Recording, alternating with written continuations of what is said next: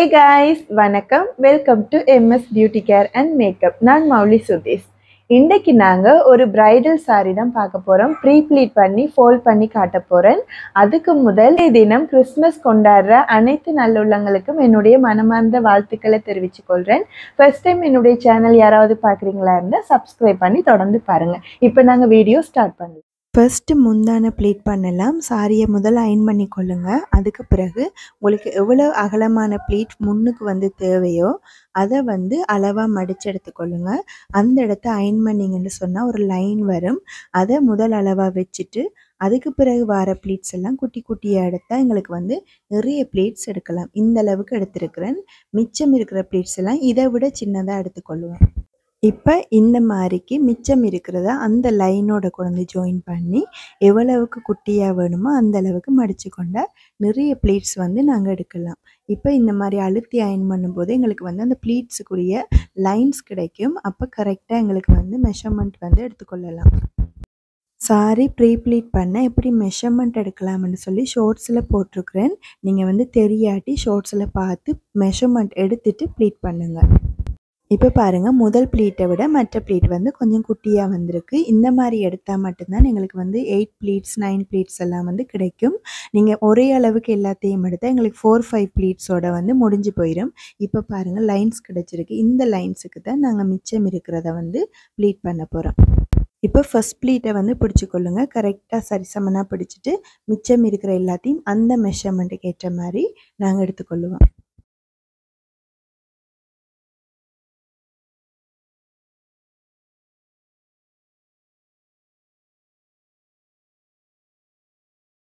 இப்போ எல்லாத்தையும் ஈவனாக பிடிச்சிட்டு ஒரு அயன் கொடுத்துக்கொள்கிறேன்.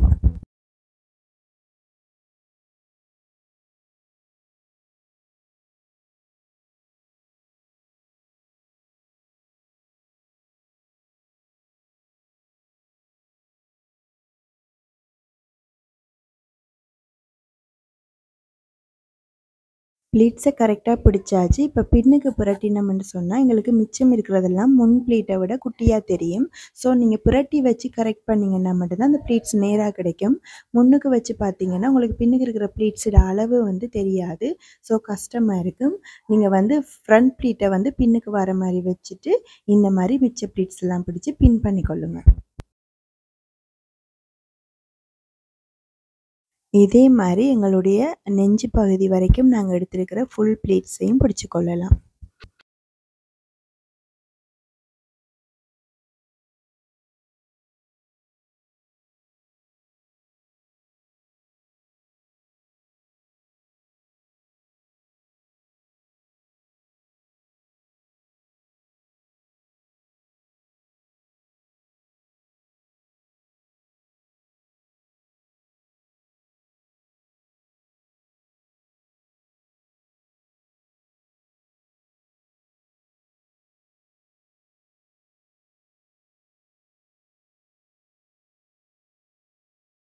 இப்போ இடுப்பு பகுதியில் வர முன் ப்ளீட்ஸை பிடிக்கிறேன்.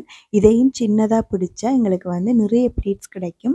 நடக்கும்போது பார்க்குறதுக்கு அழகாக இருக்கும். இப்போ உடல் பருமனாக இருக்கிறவங்களுக்கெல்லாம் சின்ன சின்ன ப்ளீட்ஸ் தான் பிடிக்கணும். ஏன்னா அவங்களுக்கு பெரிய ப்ளீட்ஸ் பிடிச்சா ஒரு 4-5 ப்ளீட்ஸ்லேயே ஃபினிஷ் ஆயிரும். ஸோ எல்லாருக்கும் நீங்கள் கொஞ்சம் குட்டியாக எடுத்தீங்கன்னா நிறைய ப்ளீட்ஸ் எங்களுக்கு ஃப்ரண்ட் சைடில் கிடைக்கும். இப்போ இடுப்பு பகுதிக்குள்ள எங்களுக்கு உள்ளுக்கு செருகக்கூடிய அளவு மெஷர்மெண்ட்டை மட்டும் பின் பண்ணிவிட்டு நான் அயன் பண்ணுறேன். மிச்சம் இருக்கிறதெல்லாம் அயன் பண்ணும்போது நான் அட்ஜஸ்ட் பண்ணி காட்டுறேன். கீழெல்லாம் விரித்து வச்சு நான் அயன் பண்ண போகிறதில்ல. எனக்கு அந்த மாடலை விட நேச்சுரலாக வேர் பண்ணுறது தான் பிடிக்கும். ஸோ நான் அப்படி தான் செய்து காட்ட போகிறேன். ஃபர்ஸ்ட் பல்லுவை அயன் பண்ண ஸ்டார்ட் பண்ணுறேன். நாங்கள் ப்ளீட் பண்ணி பின் பண்ணி வச்சுருந்தது இப்போ அட்ஜஸ்ட் பண்ணி நேராக எல்லாம் பார்த்து ஷேப்பாக அயன் பண்ணிக்கொள்ளுங்க. கொஞ்சம் அழுத்தமாக அயன் பாக்ஸை நீங்கள் கொடுக்கணும். அப்போ தான் ப்ளீட்ஸ் படிஞ்சு நிற்கும். மேலால் அயன் பண்ணிங்கன்னா நீங்கள் பின்ன ரிமூவ் பண்ணோன்னே ப்ளீட்ஸ் எல்லாம் கொஞ்சம் குயிக்காக குழம்பிட பார்க்கும். ஸோ அட்ஜஸ்ட் பண்ணி அழகாக அழுத்தமாக அயன் பண்ணுங்கள்.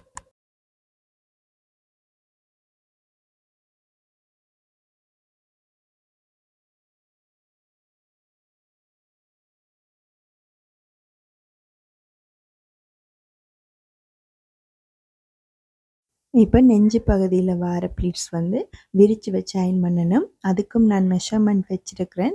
ஸோ அந்த மெஷர்மெண்ட்டுக்கு எந்தளவு பின் விட்டுருக்கிறேனோ அது வரைக்கும் அயன் பண்ணுறேன். ப்ளீட்ஸை நல்லா இந்த மாதிரி ஷேப்பாக எல்லாமே ஒரே ஈவனாக இருக்கணும். மேலே குறைஞ்சி கீழே கூடி வர மாதிரி அழகாக ஷேப்பாக வந்து நீங்கள் வந்து ப்ளீட்ஸை பிடிச்சிட்டு அதுக்கு பிறகு அயன் பண்ணுங்கள்.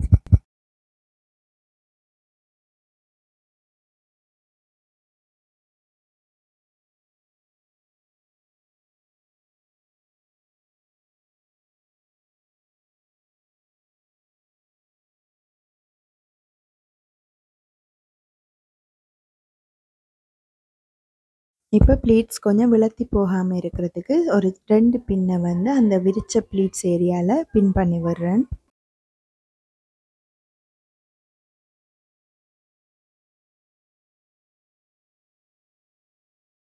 அடுத்தது ஹிப்புக்கு வர முன்பகுதி ப்ளீட்ஸை வந்து அயன் பண்ணுவோம்.